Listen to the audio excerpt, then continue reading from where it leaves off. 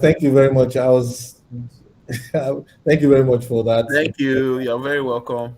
Yes. So I'll just quickly run through my slide. I'll talk about Clane briefly, what we're doing at Clane, and then I'll talk about how it pertains to cybersecurity. The topic I'm supposed to speak on is protecting your financial assets in the new digital age.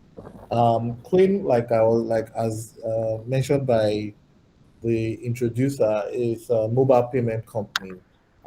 We are set out to enable Nigerians to start using their mobile phones to make payments. And what does that really mean? Today, transfer is the easiest form of mobile payments that everybody is aware of. But until recently, a lot of Nigerians could not use their phones to make payments at places like Ebano and all those kind of places, all the supermarkets or restaurants and all of that. Why? Because those establishments were not designed to accept mobile payments. Mobile payments is something that we already see happening around the world with Apple Pay, Google Pay, Samsung Pay, Paytm, and all those kind of solutions. So we are already working with a couple of banks to help them to convert their mobile banking applications to mobile payments, where people can now use features like QR, Bluetooth, NFC, payment methods to make payments outside of the card. What everybody knows that we use today is use your debit card to make payments with your POS. And as time goes on, these infrastructures continue to be more expensive. So we need to look for an alternative, and that alternative is a mobile phone. So very soon, in a few months' time, you will be able to enter a bus and tap your phone on the bus conductor's phone, pay the bus conductor. So that's the vision that we have, and we'll make it a reality very soon. Thank you. So I'm just here's an outline. Um, I'm going to give us like a brief overview of the Nigerian financial system, the importance of cybersecurity, cybersecurity threats in Nigeria, regulatory framework that guides cybersecurity in Nigeria, best practices in cybersecurity. Also, we share a case study of someone I call Otumba Wire Wire. So please look out for that. And then how you can protect your transactions as an individual. All right, so let's look at the evolution of payments in Nigeria. So, in 1998, that was when internet was really available in Nigeria, but not a lot of people know this. Um, and then in 2001, came the GSM. By 2007, we had started hearing of iOS and Android operating systems, and this gave birth to the application development era. Prior to that, we were using Nokia phones and then using at best BlackBerry phones that could not really have a lot of applications on there. Then CBN introduced guidelines on mobile money because now the banks were really built. A lot of apps were already coming to the App Store and all of that. And then in 2011, NIP was really launched. That's like instant payments in Nigeria. And then this gave companies like Pagatech, Feds also started mobile money operations basically. 2012, First Bank launched the first mobile money, First Money service. And then by 2013, CBN had to introduce guidelines on agent banking service. And then by 2015, even though others had already started with mobile USSD, I think GT Bank and Fidelity Bank took it a notch higher and started USSD short code for bank transfers for airtime, and everybody is still currently aware of the 737 era of GT Bank. By 2018, we started seeing the likes of OPay, Kuda, and all the other likes that started coming to the market, and they started bringing agent banking, mobile apps. By 2019, everybody had everybody was building a mobile app for everything. So there was a proliferation of mobile apps. Everybody had a mobile app, so to speak. All the banks were already had mobile apps. Um, Even food delivery companies, everybody was building a mobile app. For example. By 2021, NIPS launched the NQR, which is the first interoperable QR solution. in Nigeria, and we believe that that solution is what will help to drive mobile payments. So during that period of time, we moved from cash payments, cash and coins, to checks, checkbooks and passbook. Right now, I don't think anybody uses a checkbook or a passbook anymore. Then we moved into the era of cards and POS, where everybody was issued debit cards, which most of us call ATM cards. And then we found POSs at merchant locations. And then also the same cards were going to be used at ATMs to withdraw cash. Then we started getting introduced to using our card on the web through the likes of Paystack and Flutterwave when they came into the market. Although InterSwitch has started this with WebPay, and then now we are moving to the era of mobile payments where people are comfortable with using their mobile phones to start and finish a transaction, where you can use your mobile phone to transfer to somebody or transfer to a merchant and the POS prints out a receipt, or scan a QR code and the merchant receives the payment. So we're moving into that era, and that's where the landscape or the industry has been during this period.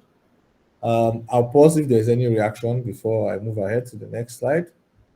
Or do we take the questions at the end? Okay, I think we'll take the question at the end for the in the interest of time.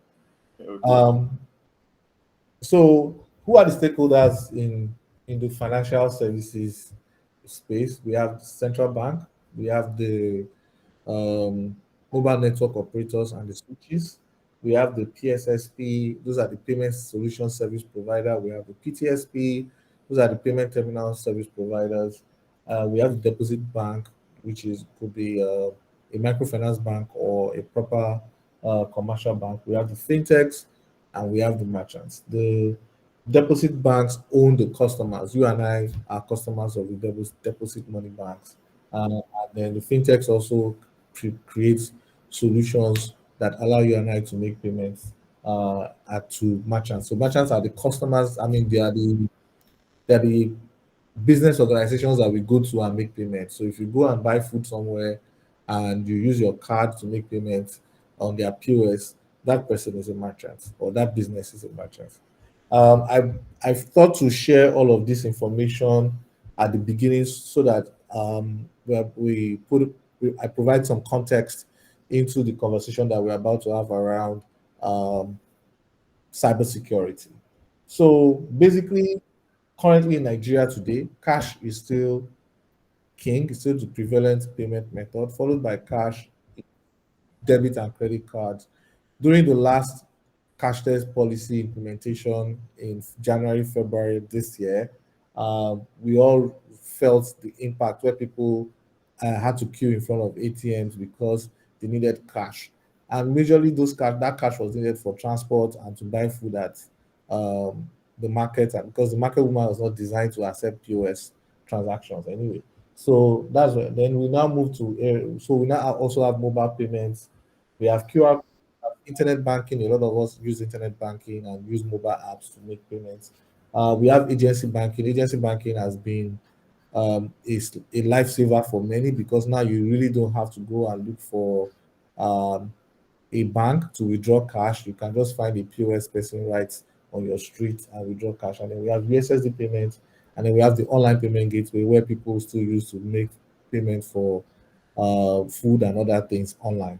Right. Now, in all of these transactions, we can see that every aspect of what we are doing has currently been digitized, 100%. And as we continue to digitize, what you find out is that the bad actors, or who are the people I like to call benefit boys, are also looking at ways to penetrate and defraud either the bank or the customers of the bank or the fintech, right?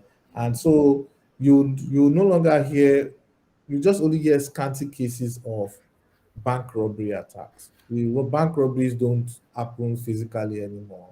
They've gone digital. And so you find people trying to attack. So cyber attacks are no longer a question of if, but when, and target fintech uh, practitioners, banks, and everybody in the financial ecosystem. We've actually witnessed a lot of fraud, chargeback frauds, all types of frauds happening um, with with the introduction of smartphones. the convenience that the smartphone has brought cannot be understated. But as well as that convenience is there, it has also introduced a lot of gaps, and which the fraudsters or the benefit boys, like I like to call them, uh, will are taking advantage of. And so the first question we need to ask ourselves is, why is cybersecurity important? First and foremost, is important to protect financial assets, right? Because if we don't put cybersecurity in place, then that means that it's like having a bank with the doors opened, basically, or having your bank account with giving access to anybody to have access to the bank and take your money. So cybersecurity measures are essential for safeguarding financial assets, both for the institution and for the customers. And in this era of digital transactions, because everything is digital, I can't remember anybody writing a check, and even cash. A lot of people don't carry cash like that anymore. So all your transaction is transfer or card, basically. So even the people that are accepting cash too, they're no longer accepting. Maybe you find cash with filling station and bus conductors, but even the filling stations also have POS that they're accepting. So you see that everything is becoming very, very digital. Customers trust, to maintain customers trust, if customers find out that this solution is not trustworthy, their money gets stolen, they'll stop using the platform. And so to maintain customers' trust, we need to ensure that we have cybersecurity in place.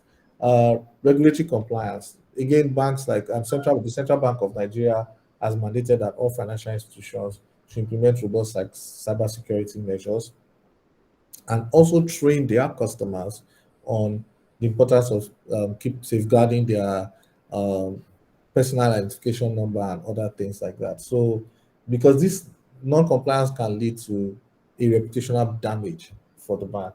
Business continuity. If a company or a business is has been attacked by cyber criminals, the likelihood of that business surviving is low, especially if they don't put cyber security measures in place. Data privacy. I've also mentioned earlier about data privacy. It's also a thing because a lot of us put our personal data out there uh, when we are trying to onboard to these platforms, and we really need to, the fintechs and the banks really need to collect that data, because we need to know who we are dealing with. We need to know your customer, know your customer's business, and know everything about your customer, so that you are sure that you're not dealing with a fraudster, because the fraudsters also take advantage of poor KYC. I've seen people on board on a platform in the name of Chrisland School and start collecting school fees, fictitious school fees, and people selling cement in the name of Dangote cement. Meanwhile, the money is just going to their personal account. So you see all sorts of things in the market. The reputation management, a data breach or cyber attack can damage the reputation of the financial institution. And economic stability. Imagine if, as we are sitting down here or having this session, all of us are getting debit alerts on our accounts. Nobody pay attention to this talk anymore. So, and then the whole country goes into chaos because some cyber security personnel or cyber criminal has hacked into a bank's platform from Russia or somewhere, and then they are just taking the money. Uh, so that's really what happens. The economy will just crumble almost immediately. So, um, like every other country, Nigeria experiences um, a range of cybersecurity threats. The most ones you'll find are phishing attacks. This is when somebody tries to get your sensitive information, and then use that sensitive information to unlock your account and get in. I've seen a scenario where somebody sent a friend of mine um, a a promo that from MTN that he has won a flat screen TV, and that to claim the flat screen TV, the person needs to click on a link. Now, in clicking on the link, is asking the person for his bank details. So I'm like, Chief, why? What is the correlation between winning a flat screen TV and your bank? So obviously that is somebody fishing for information, and immediately he puts that information in there. Obviously, they are going to start receiving debit alerts in his sleep. We've seen people clone the website or the landing page of a bank, so it looks like your bank's website, but it's really not your bank's website. And then when you put in you think you are logging to the internet banking, they'll tell you that your BVN needs to be updated. You should go in there and all of that. By the time you do that and put in your username and put in your password, you're giving everything. Then somebody now calls you and says, they are going to receive a PIN now and all of that, and then you give them the PIN. That's it. So that's how phishing really works. And phishing also speaks to social engineering. So what I've described is social engineering, where they exploit human psychology to manipulate you to divulge confidential information. They'll tell you that federal government is giving a palliative of 80,000 naira for you to get it. You need to give them your bank details. So that's social engineering. Ransomware is the when they deploy like a malicious software that will encrypt your data, and then what they do is that for you to be able to decrypt it, they will ask you to pay a ransom. This happens to major companies. I don't know if people have watched Game of Thrones. If you have watched Game of Thrones, there was actually a particular incident that happened during one of the seasons where cyber criminals actually got decrypted the movie, and then they had to ask the owners of the movie to pay a ransom in Bitcoin before they could release it for people. And this is, if not, they were going to destroy it, delete it, and the owners of the business couldn't do anything about it. So it's not only in financial institutions, but I'm just giving an example to show how there are insider threats. So what we've also found is that um, people have some of these fraudsters are becoming more sophisticated. So um, they're also introducing people into the environments of the banks so that they gain access, and then they give them something as a cut and all of that. So we also have to be mindful of people that have access to information and privileges that they have. Um, Advanced persistent threats, we call that APT, is more sophisticated types. Targeted attacks aimed at organizations for over an extended period. Recently, we also experienced ours where a fraudster tried to attempt onboarding on our system 58,000 times in less than 24 hours. But good enough, we have very strong cybersecurity protocols in place, so there was no there's no attack there. So there, I mean, there are quite a lot, but I'm in the interest of time, I'm going to skip some. I'll share the slides with the team. So how do you protect yourself? Because Deepo has now told you that everything is all doom and gloom, but no, you can protect yourself by using strong passwords for your um, mobile banking, internet banking, and all those kind of platforms. Um, I always like to tell people password is not a password. So when you meet some people and they say, "What's your password?" They'll say it's password. So that's not a password. Your date of birth is also easily guessable. Using your surname or your middle name is guessable. So you have to use strong passwords with alphanumeric characters. More than eight is is most advisable.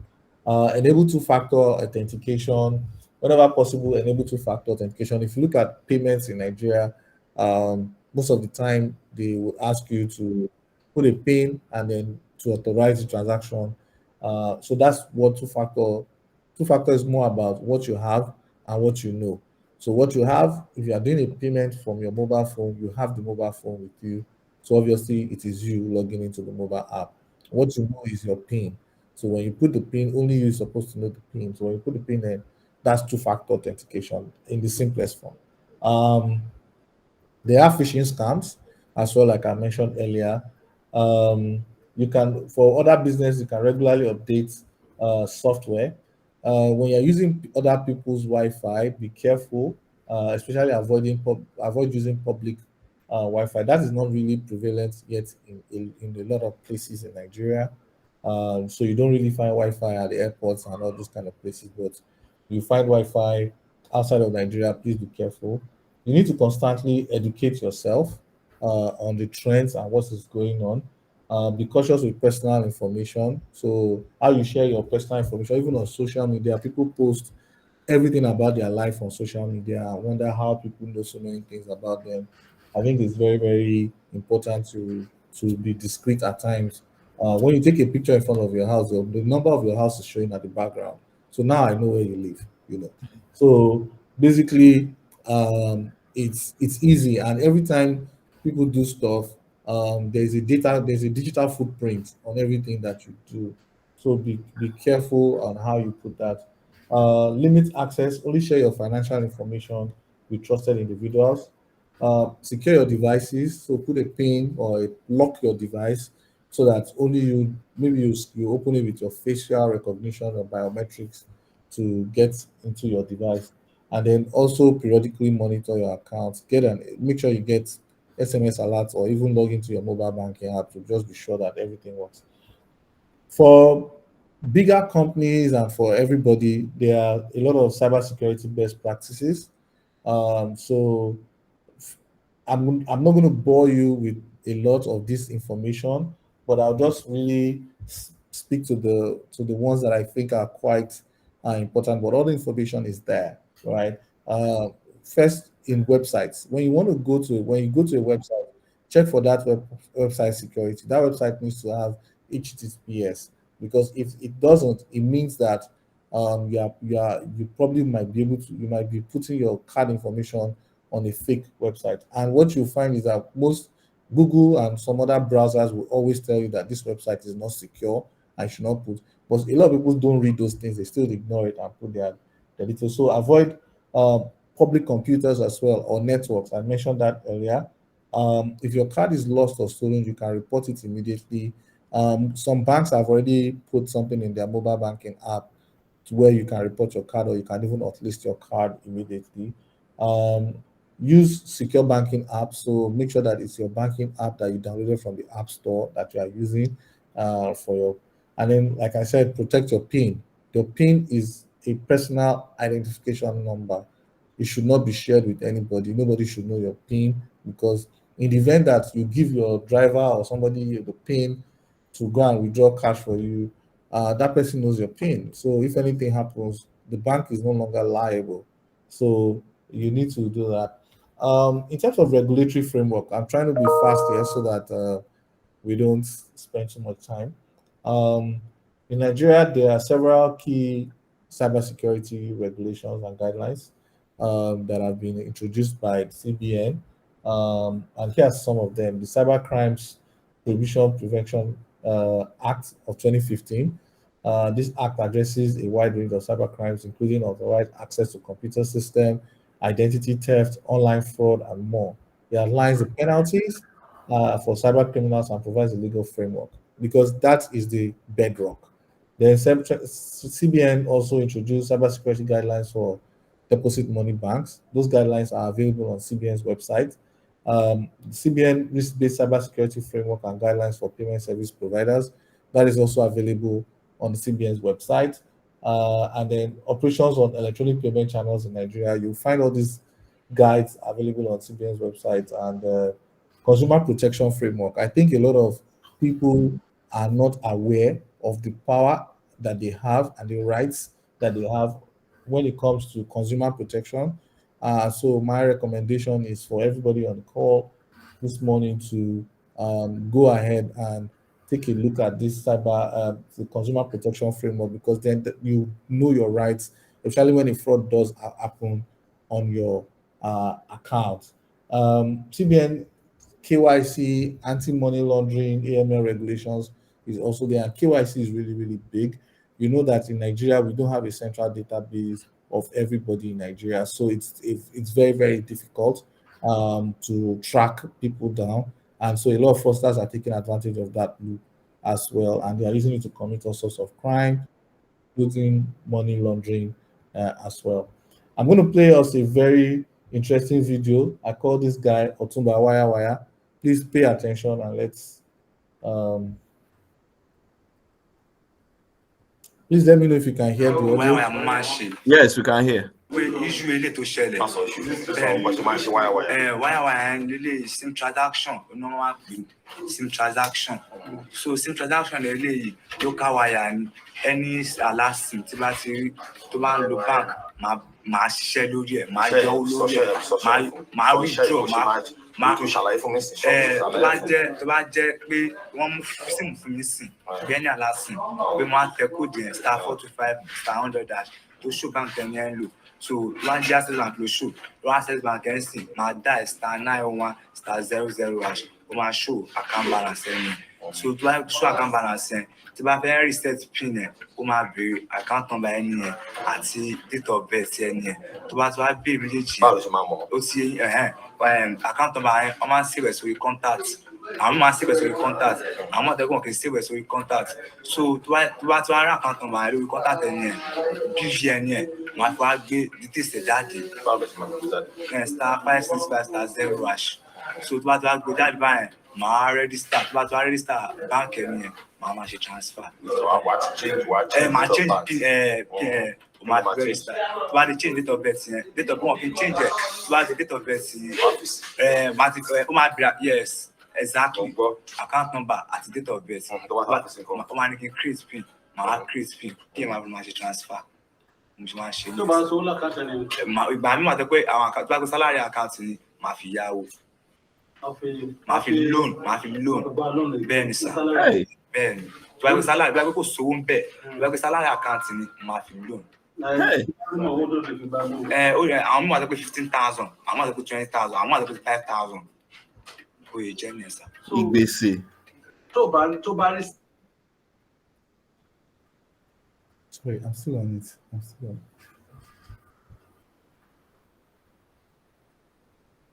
Sorry about that. There was a break in transmission.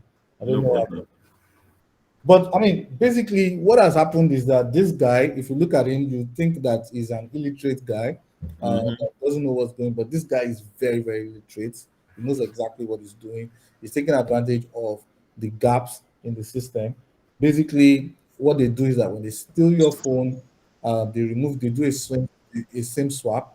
When they do a SIM swap on your phone, because a lot of people don't lock the SIM cards, so they do a SIM swap on that phone, and then they use the same. They dial all these USSD short codes to get your BVN, and then onboard you onto the mobile banking service or internet banking service of your bank, and start to remove money from your bank account. And like you said, if there's no money on the account, it's still fine.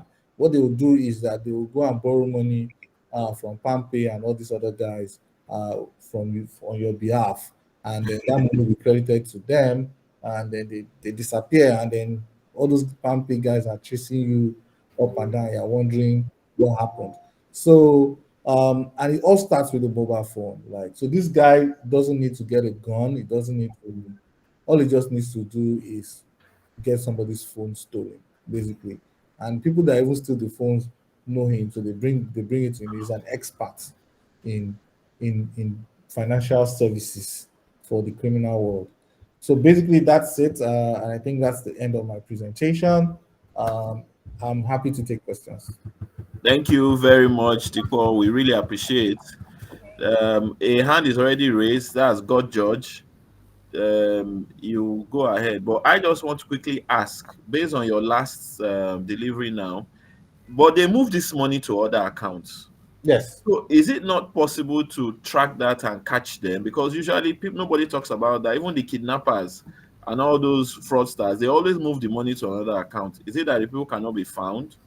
Yeah, so basically for somebody that borrows, it can be found. I mean, there are instances where the accounts have been found, and what they probably also do is that because they have details of other people's accounts, and those people don't know that they have their details, right? They move it to those people's accounts, and then they move it to a final beneficiary account, or they spend from there. Wow. Right? They convert it to Bitcoin. They use it to buy USDC. Once it's gone into those type of things, you can't trace it anymore. And then when the police goes to meet the original owner of the account, the owner of the account says, "I don't know what happened. In fact, they stolen my card and all of that." So that happens a lot. We also see that money going into all these betting companies. And once it goes in there, at times they use it to buy airtime for their girlfriends and wives. So once it buys airtime, again, we can't fault people from sending airtime to somebody else, you know. Mm. So that money is gone. So that's basically how this fraud is perpetrated. Wow. Okay, yeah. Thank you very much. That was a very insightful one. So, and it's really scary. I remembered when I lost my phone in January. And I just knew that my phone is my bank. Where they just took the phone. I just rushed to the bank to do the needful. But again, so that's to say that the power is in the SIM. That's what this whole thing. The power is in the SIM. So what do you advise we do to our SIMs even now as we speak, I mean, so that yeah. if you can lock the SIM and if you remember the PUK, just lock the SIM. Because if the SIM is locked, nobody can unlock the SIM but you. Mohammed Omotosho. Yeah, good morning. Good morning. Good morning. Yeah. So I would like Mr.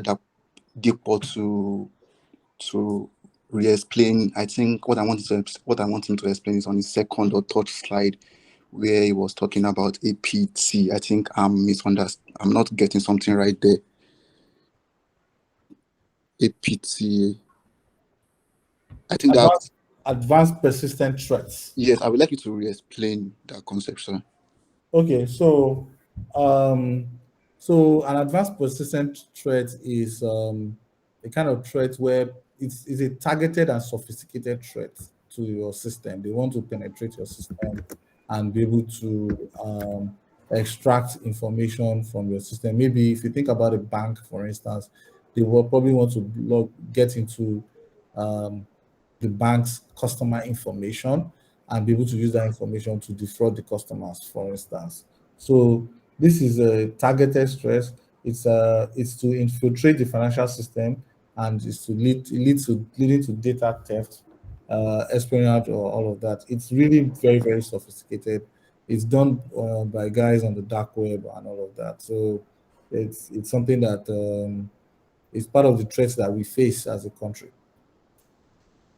Okay. Yeah. I hope that helps. So I think I would like. Is there any major similarity or differences between this APT and Video. DOS attack? Because with your explanation, I think with my own level of understanding, I think they are similar. Yes, they But are. They are. There's a lot of similarity around that. Hold on one second, please. Coming. Yes. So for the persistent threat, like I mentioned when I was talking about it, I was talking about how somebody tried to onboard into our platform 58,000 times in less than 24 hours. yes, That's a persistent threat. It was generating OTPs like that. So the guy was hitting a brick wall, but it continued. Now, DDO most of the time looks like, how do I deny traffic from coming to your service? So basically, it overwhelms a network and then denies people from ranging. So if you want to do a DDO, for instance, let's say there's a service like Netflix, all right? People are enjoying that service from Netflix, but you sort of overwhelm that network where people cannot even access the Netflix service. That's a DDO, which is quite different from a threat to penetrate the platform and extract data. Do you get it now? yes. Thank you so much. You're welcome. Thank you. Sorry, good morning. Good morning. Good morning, Dipo. Hi. Hi. Good And morning. hi, Ayo. Hi. Thank you for that. Yeah. So sorry, my voice is a bit funny. Okay. I've listened to and I've learned a lot from what you said, but it seems like in Nigeria, I don't know if that, I think that was really covered. I know you mentioned something about that. The cyber threat also seems to, I mean, apart from the larger ones, of course, like like say breaking into, maybe other through phishing attacks or something like that. Through WhatsApp, I see increasing cases of where people's WhatsApp are probably hacked or something. I don't know if that would be a cyber threat or just a It scam. is. I don't know what we'll put it as, and then somehow the hacker is able to, or let me just say, or somebody just gets somebody that's supposed to pay money to somebody, gets a message from somebody else, with the same details and everything, maybe not the same account number, but how the person knew that person was supposed to pay money for something, maybe to buy something and all that. And somehow the money gets paid through all those new digital, I don't want to mention names, those Mhm. digital payments platforms and banks. Yeah. So we call that, I mean, that's what we seem to see an increase in, Yeah, yes, it will. that is called social engineering. So Okay. first and foremost is they have been able to get the person's WhatsApp number, access to the person's WhatsApp number or profile, and then from there they are able to send messages, random messages to all the contacts of that person, and then of course for some contacts it might look like, oh yeah, I'm supposed to pay this person money, and then they just pay the money to the person. Most of the time they always beg for money. They say, oh look, I'm stranded in VI. I needed something, or somebody is sick. They needed something. I'll return the money back to you. And because you already know that person, you think that, okay, yeah, it's my friend. Let me send the money to the person who will obviously return it to me. Like if I send a message to Ayo now and tell Ayo that Ayo, I need 500K today, that I'll give it back to you on Monday, because right now where I am, my card or something, my bank has blocked or something. I was going to believe it because he has known me for a while, and he'll send the 500K, not knowing that somebody else defrauded, somebody else has created that profile. And I'll tell him that, oh, the 500K is going to somebody, that I need to pay that person. So that's really what happens. And it's called social engineering. Okay, yeah, thank you. So how do we mitigate? Because if you're in a group, can most of these things are access through Yes. groups, WhatsApp Yes. group. So, So yeah, so how do you so mitigate as basically, a member of the group? You know, before you pay anybody, or you want to, if somebody sends you a request to send him money, I think the first thing to do is call that person, just to be sure that that's the person, that that's the real person, and the person really needs the money, or and all of that before sending the money. And then especially if the person is asking you to send the money to somebody else's account, not their own account. Do you get? Because if you are sending the money into that person's account, then you obviously know that the money is still with the person. But if I send you a message that I need 200,000 naira and I want you to send it to Aya's account, then it has a comma or a question mark there. I think that's how you can protect yourself. okay, thank you. You're welcome. My question is this, right? We know all of us receive all those scam calls very frequently nowadays. Okay, but one thing I found out is that when they call you, they want you to confirm certain information. It's like they're actually pushing you to say yes to some of these questions. Is it really possible? I mean, is there a technology available out there that is able to utilize your voice or confirmation of certain things to be able to access your bank account, for example? Is it not far-fetched, or is there actually a technology out there that can utilize your voice to be able to access your information? Thank you so much, guys. All right, thank you very much. Thanks for that question. I think that if in terms of, if there's a technology out there to mimic your voice or mimic your face or anything like that, that technology is currently available with the introduction of AI, and all of that. So we call it deepfakes, right?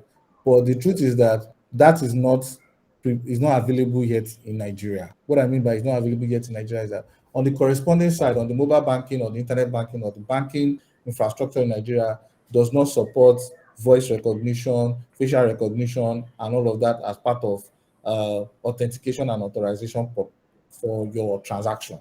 So if somebody is calling you and getting you to say yes or no and all of that, they cannot get access into your banking account. No. What they really have done is that they've tried to onboard you onto the mobile banking or internet banking platform of your bank. They've put your BVN and put some certain information that they have. They now need you to confirm the OTP that was sent to your phone. So in asking you those questions, they're asking you, are you not Mr. Kolawole? You say yes, because they want to confirm that it's Mr. Kolawole that they have called. Because what actually happens is that they have a list of customers that they are calling. So they want to be sure that this is Mr. Kolawole that we called. Do you have an account in Access Bank? You say yes. And that's okay. We are going to send you an OTP. Then they send you the OTP. And they tell you to call the OTP for them because they don't have that OTP. But as you are calling the OTP for them, they are repeating it because the other person is already sitting on the computer inputting the OTP. So immediately you complete it, they say thank you very much. They cut the call and start receiving debit alerts. Thank you so much. I appreciate it. You're welcome.